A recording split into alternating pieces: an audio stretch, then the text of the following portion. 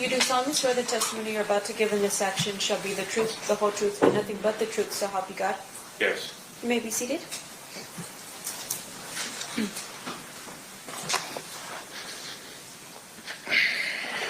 May I please have you state and spell your first and last name for the record? James McDonald. JAMES MCDONALD. Thank you, Mr. McDonald. Mr. Paul, whenever you're ready. Thank you, Your Honor. Mr. McDonald, it's fair to say that you're here because of a court order. Is that right? Correct. That you didn't volunteer to come or anything like that? Not at all. Okay. But you were instructed by a court that you had to attend. Yes.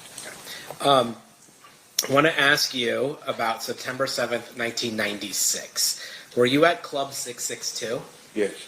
What was Club 662? It was a club that Suge bought, and we operated it. When he opened, I was head of security through the neighborhood. Just a place to go and hang out. Did the number 662 mean anything? Well, to the new guys, that was part of our neighborhood, 662, Okay. MOB. Okay, MOB. And when you say MOB, there used to be, before Apple iPhones and those types of things, when you had to have landlines and you pressed numbers, 662, there would be letters under those numbers, and M and O would be under 6. Is that right? Correct. And B would be under 2? Yes. So 662 would be MOB. Yes. Okay. When you talk about Suge, are you talking about Suge Knight? Yes, sir. How did you know Suge? He lived in my neighborhood. And is that in Compton? Yes. When you were at Club 662, you said you were head of security. Yes. Was somebody by the name of Reggie Wright Jr. there with you? Not at that time. No? No. When was he with you? I got out of prison in 1988. Suge came and got me in 1988. Like 4 days from coming home. Started another company, Burn Hill Records. Then Death Row Records came. Soon as Death Row was launched, Reggie came a few months after that. Okay, so we're talking about the start of Death Row Records. Reggie wasn't part of Death Row Records initially, but you were. Yes. And then Suge Knight, was he the boss of Death Row Records? Yes. Okay. Was Suge from the same neighborhood? From the mob? Yeah. I wouldn't say Suge was, he was guilty by association. Okay. He wasn't from the neighborhood. He lived in the neighborhood. We looked at him as somebody from the neighborhood. When he started Death Row and started to recruit us, then yes, he's from the hood. So I guess there's a difference between living on a certain street versus being from the hood. Yeah. And how would you describe that difference? I look at it, you have three different type of friends in the neighborhood. You got gang members, you got gang bangers, and you got men that just guilty by association from living in that area. Okay. And can you tell me what the difference between a gang member and a gang banger is? A gang member hangs out. A gang banger handles his business, put in work, do what the gang do. And what was your role with Death Row? I was the guy that if something happened, Suge would have you take care of that.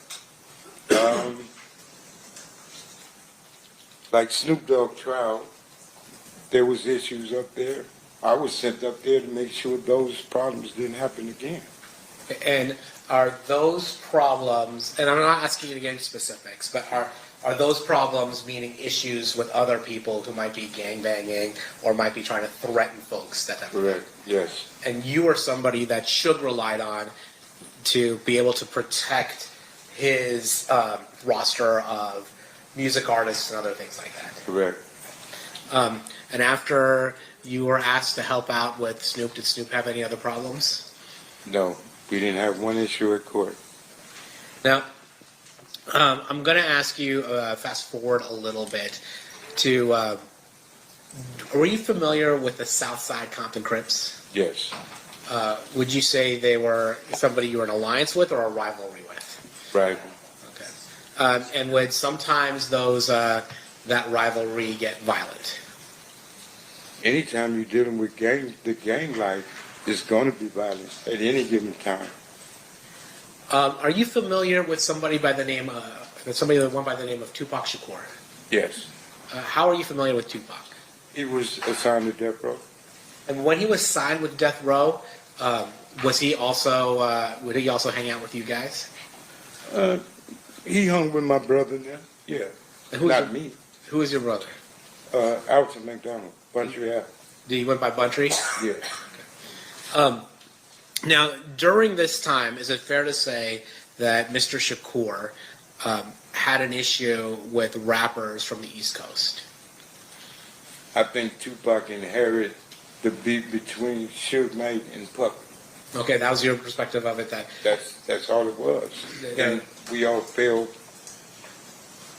Some of us fell victim to it because we allowed ourselves to be a part of the BS, should I say. And that was a situation between record companies, not gangs. So technically it wasn't our business.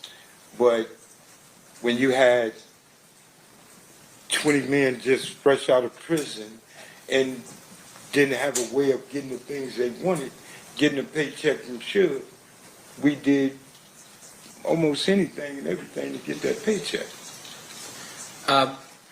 Now, was there another gang that was associated with Bad Boy Records, the East Coast record company that Puffy had? The only one I know of is Southside. And did that escalate the tension between Mob Piru and Southside? At the time, there was no at war, it was peace. And when the two record companies got into it, Bad Boy went to Keffe D now, and Suge came to us. So that intertwined everything, and we had issues. Do you recall any instances that you were at where there were those issues manifested itself in terms of violence? Are you serious? Don't ask me that right here. I can't say that on both sides. When each neighborhood met each other, there was a lot of tension. I'd say that. Okay. Now, I want to talk a little bit about September 7th, 1996. Mm-hmm. Were you in Las Vegas on September 7th of 1996? Yes. Why were you in Las Vegas? To run the security at 662, we were having issues with individuals that said that they were coming for whatever reason they was coming for, and to come to 662. My job was to not let that happen. Similar to the kind of security you were asked to apply in the whole Snoop Dogg situation. It didn't have nothing to do with Snoop Dogg. It was, everybody came, well, Suge and Bunch and them, his entourage, everybody went for the fight.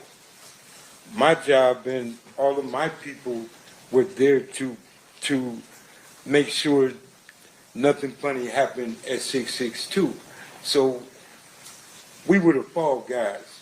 So if something happened, we was the one that's going to go to jail for it. Prepared to do that. So nobody else was going to come up there and disrupt it in that manner.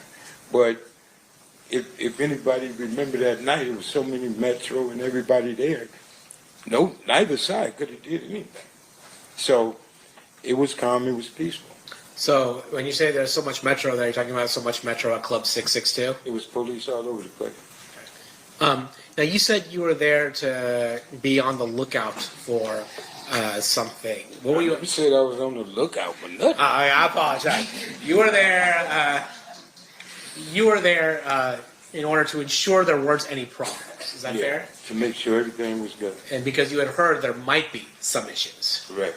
And what were the issues that you were concerned about? Individuals coming up there creating an issue we was having with different sides of from with Crips, period. Yeah. So you were worried about Crips. Not worried. I'm sorry. You were there providing security to ensure that Crips did not initiate any violence at Club 666. Not just Crips, that nothing would happen. Okay. Period. Okay. And then when you were there, was Reggie Wright Jr. with you that night at September 7th, 1996 at Club 662? Yes.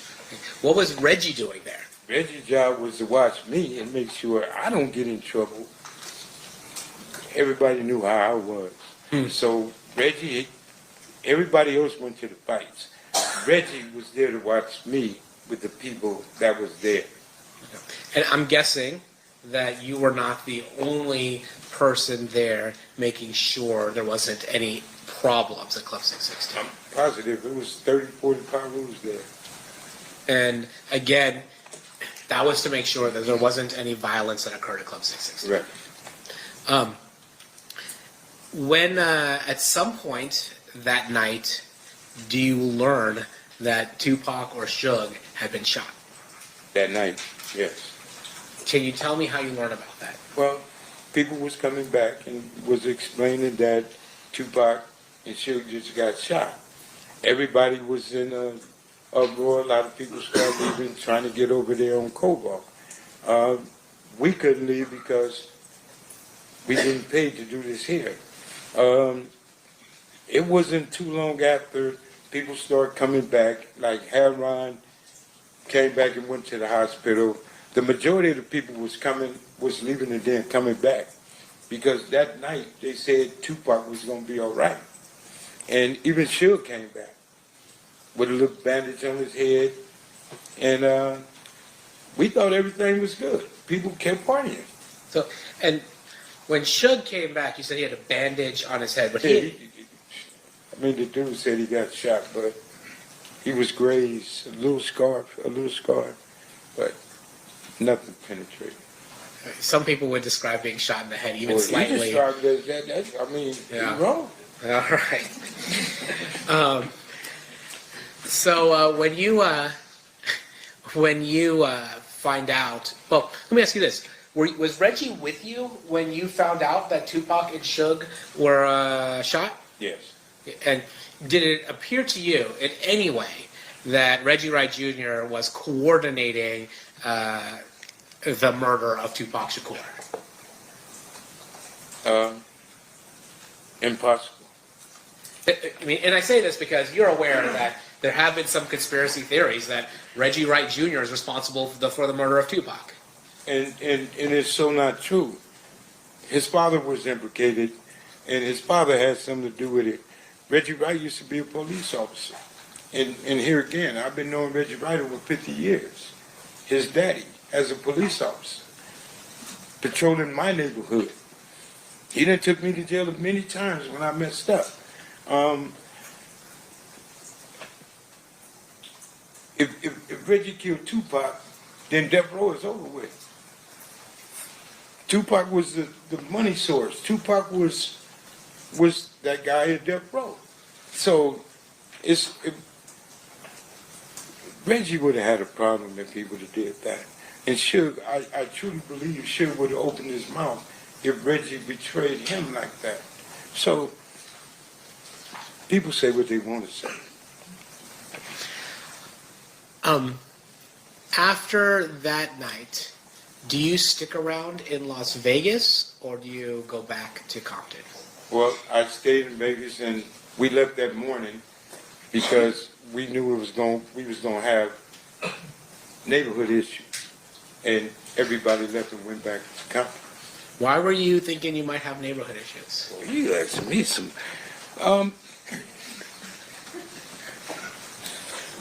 the issues that we was having was heated, and Compton was on fire at the time, and things were happening. And me personally, staying in Vegas wasn't worth it. That man in the hospital, it's time to go and protect your home front and be prepared for whatever happened there. You know what I'm saying? Like the other side was being prepared and was prepared to do things because Orlando got beat up in there. And that's something you don't tolerate. So you was going to get some repercussion from that and everything else that was going on. So living this life, you got to be ready. If you not, you might as well just lay down. Now, you weren't there for the beating of Orlando Anderson at the MGM, were you? No, I was. Yeah, like we talked earlier, you were at 662. Yeah. But are you aware of why Orlando was targeted?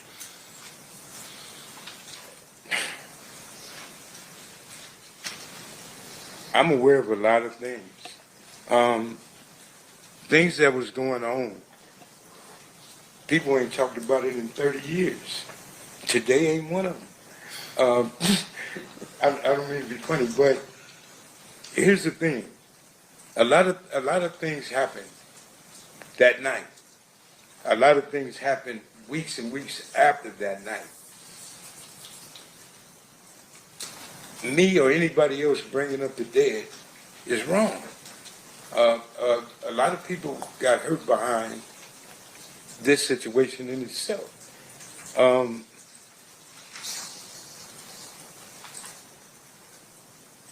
Living the life and how we lived in Compton is one thing.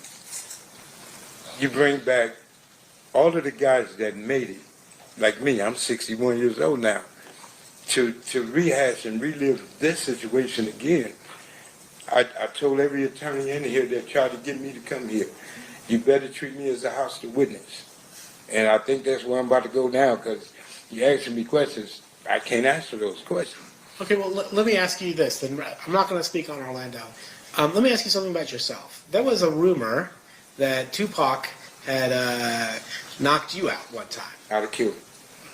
That would have been your response if that happened. Yeah, I'm being honest with you and everybody else. I said it on my podcast show. Him, Suge, and my brother. I'd have shot all three of them if he touched me. That's how I was living. Why is that? That's what I was back then. And so, is it fair to say that your reputation and your standing in the neighborhood would require you to do something if you're going to get punked by somebody like Tupac? You don't have a choice, or you can't be there. I'm sorry. We're doing some side talking. No, that's my fault. I asked, would being in the life that you were, if somebody like Tupac is punking you, like by punching you in the face or something like that, you would have to retaliate, or you would lose your place in the neighborhood. You would have to go back home and fight everybody that called you a punk. You would have to go. There's some rules that you roll with, and some rules you just got to handle. Certain things need to be dealt with, adjusted, living that life. And when I was living that life, it wasn't no ifs, ands, or buts. It wasn't no, oh, you get a pass. No, I'd have shot him, to be honest. So then you had mentioned, I'm not going to ask you to go into any specifics, but you had mentioned that after what happened here in Las Vegas, there were issues between the neighborhoods. How long did that last for? Was it like, all right, one day we're good, everything's done, or did it last for longer than that? No, it was tension in the air for quite a long time, until I guess both sides, and he might agree, just said, let that shit go. Because it really wasn't our beef. This was between Suge Knight and Keffe D. And people put themselves in situations, like myself. I'm guilty as everybody else. Like myself, I put myself in the situation to protect something and somebody that didn't have nothing to do with me. I did it for a paycheck. I did it on some just because. I'm older now. I get it. But we did things for all the wrong reasons at that time, in them days.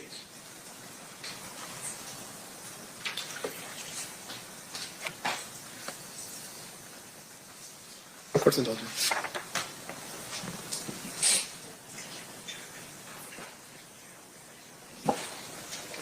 Your Honor, State will pass the witness. Okay.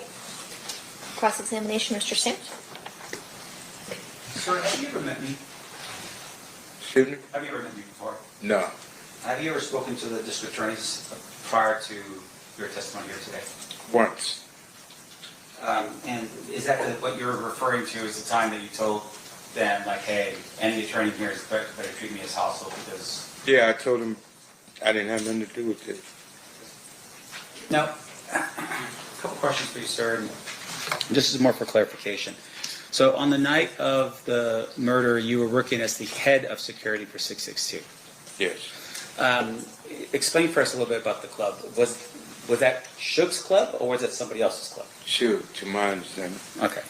And when you were there as head of security, were you there, had you worked there as head of security prior to this particular night? We did an event there once before. Yeah, same thing. Okay. And on this particular night, was this an event like some type of fundraiser or something for police officers or anything like that? Do you recall what the event was No, for? we wouldn't have been there. Okay. No. What was the reason for the event? It was Mike Tyson fight. Tyson was coming back. Tupac was supposed to perform like other people, and we was there for that. Okay. Can you describe for us how big the club is so that we can... 30 years ago, a little bit bigger than this room. So it's relatively, it's not like a two-story, it's No, not, it's you know... small. All right.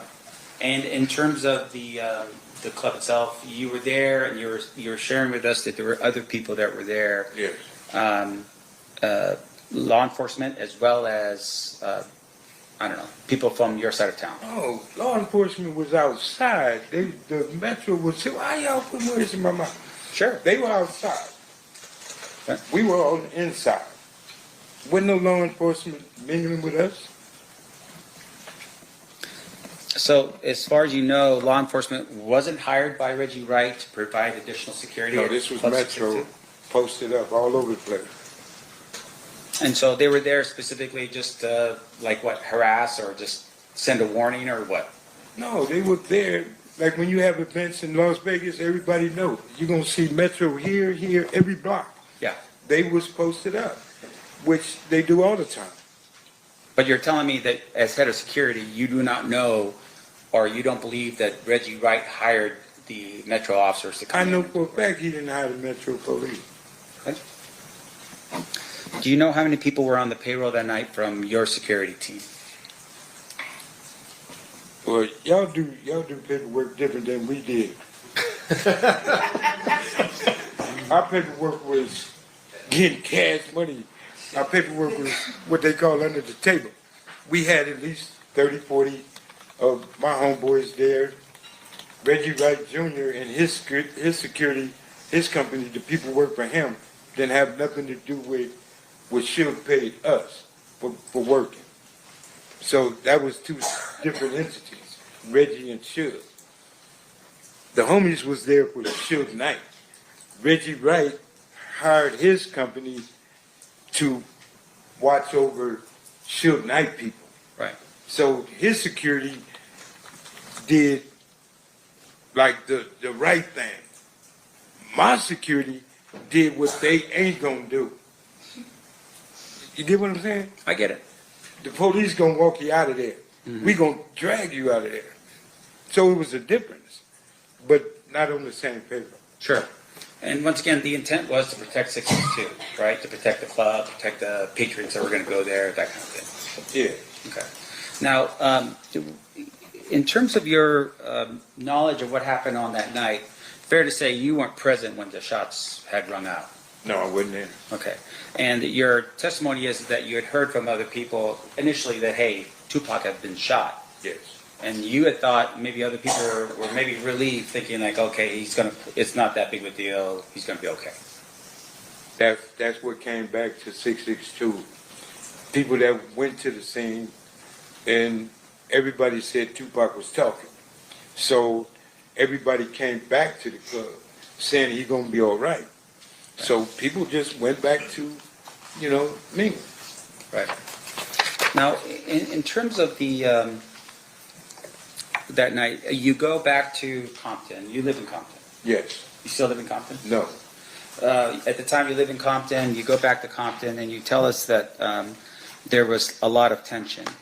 Can you describe that for us when you went back in terms of what kind of tension we're talking about? You sure you want me to answer that?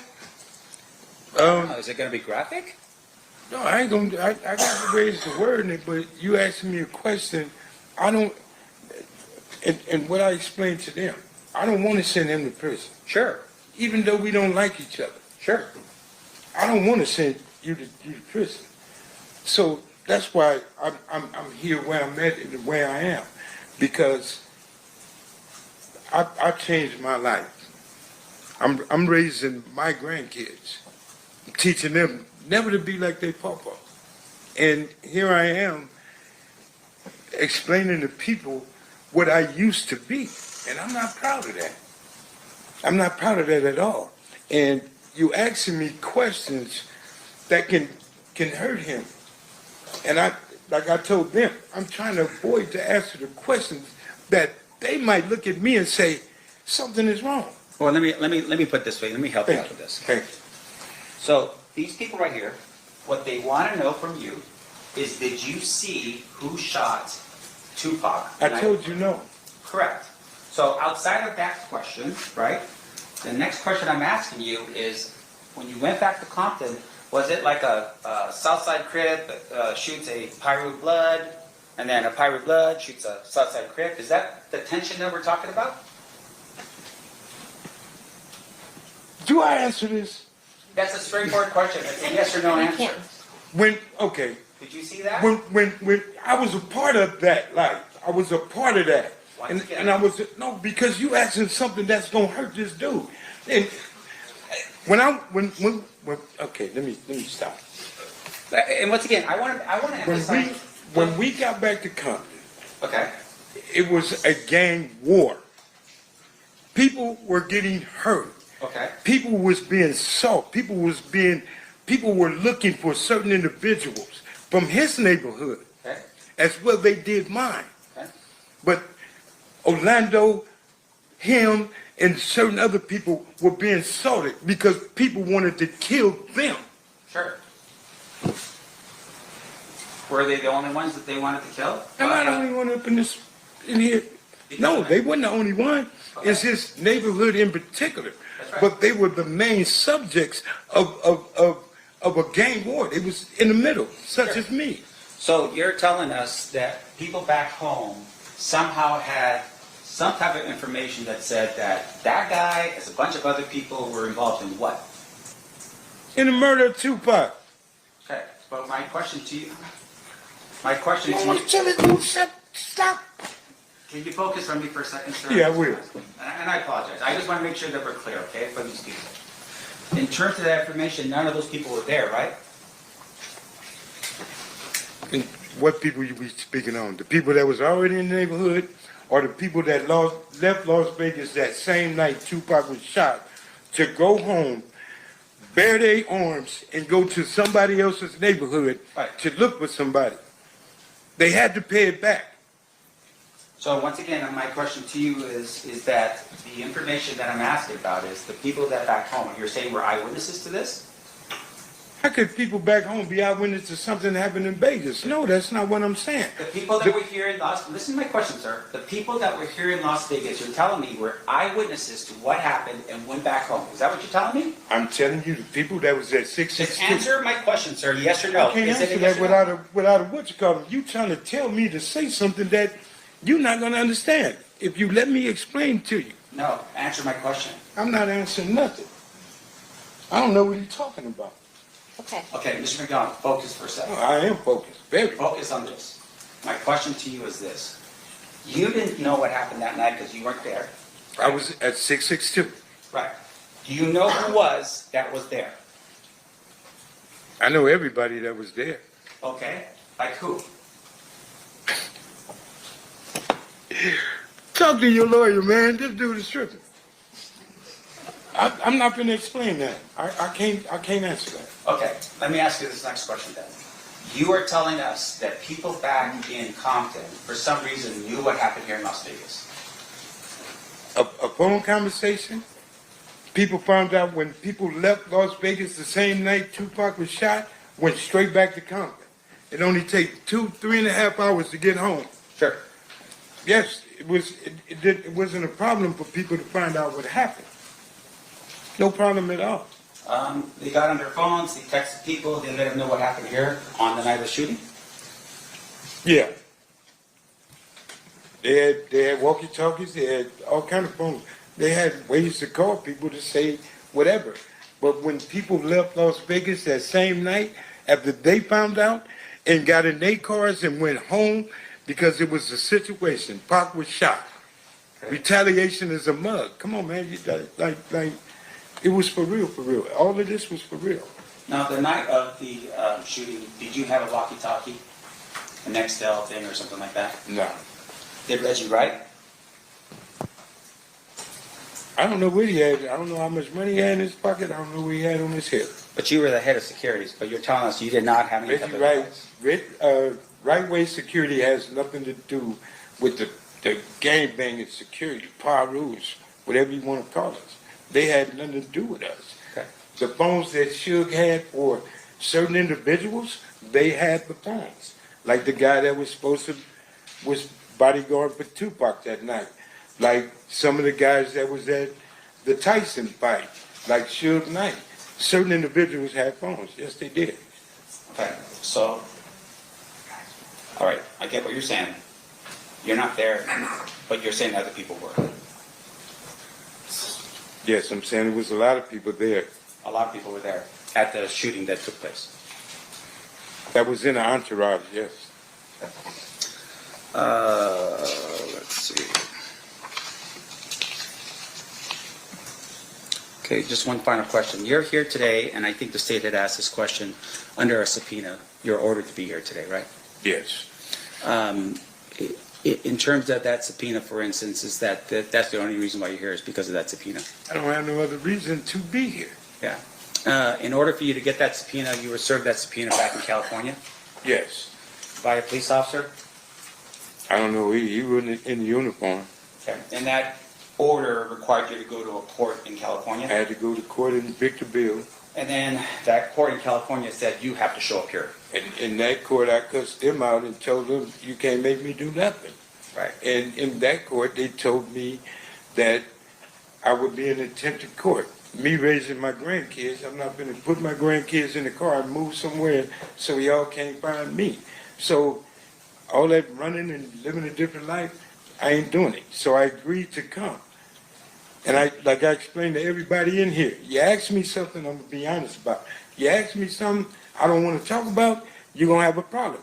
Treat me as a hostile witness. You're not going to talk to me and tell me as a grown man what I have to do up here. I'm not finna send him to prison. You are. So the accusation now is because of the fact that we're trying to ask you questions, you're blaming it on me. You asking me questions. If I just answer your questions, we gonna have a problem in here, a misunderstanding. And you're asking me something that wouldn't be good for him. Right. And once again, I just want to, look, we're just trying to figure out who shot Tupac. You're telling us that you weren't there at the scene. That's all I want to know. At the end of the day, that's it. Right? Was I in the entourage when Tupac got shot? No. Okay. Nothing else, right? I was at 662. I mean, that ain't hard. That's easy math. No further questions, John. Anything further, State? Jesus. All right, we've got one more phase, and then we'll let you out of here. Okay. Ladies and gentlemen of the jury, any questions for this witness? Seeing no hands? Oh, we do have one. Okay, hang on one second.